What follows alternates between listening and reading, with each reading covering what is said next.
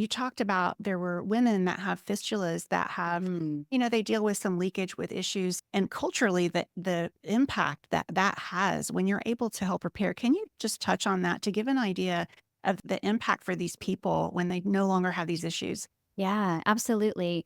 It's unfortunate, but in developing nations, people with a lot of these conditions are considered cursed. A baby born with a cleft lip and palate in certain developing nations is considered a child of the devil.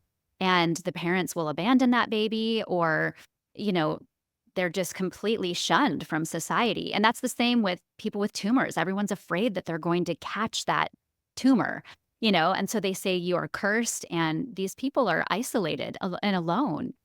And what's amazing is when they come on board our ships, some of these people haven't had anyone look them in the eye or touch them for years.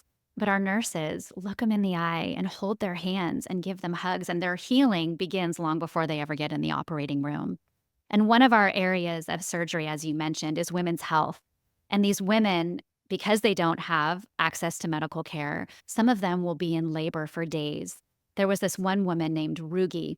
She had been in labor for 5 days. Now, I've got three babies, and being in labor for, 2 hours is ridiculous, but 5 days, that would never happen in the United States or in the Western world. We go to a hospital, have an emergency C section, but they don't have access to this. So these women will labor.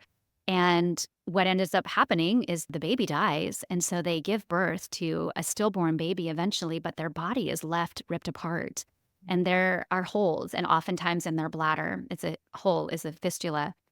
And so they will leak urine, and they not only have just lost a baby, but most of the time, not all the time, but most of the time, their husbands will reject them. They smell, they're not wanted. And this one woman, Rugi, her husband left her, and she went out to live in the bush by herself. For 10 years, she was all alone. And every single night, she would take her dress off because it was wet, and she would wash it and let it dry. And in the morning, put it back on again, only for it to be wet once again within a couple hours. And this was her life. And mercy ships found her. Our nurse screening teams went out to remote villages and found Rugi and brought her on board our ship. And what was so amazing is she was one of those people who hadn't been physically touched for 10 years.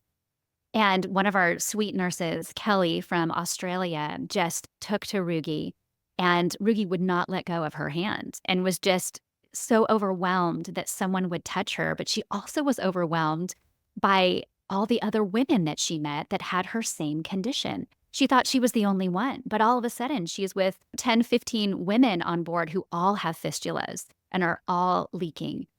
And what we do on board is after these women have had their surgeries and they are dry for the first time in years, we have something called a dress ceremony.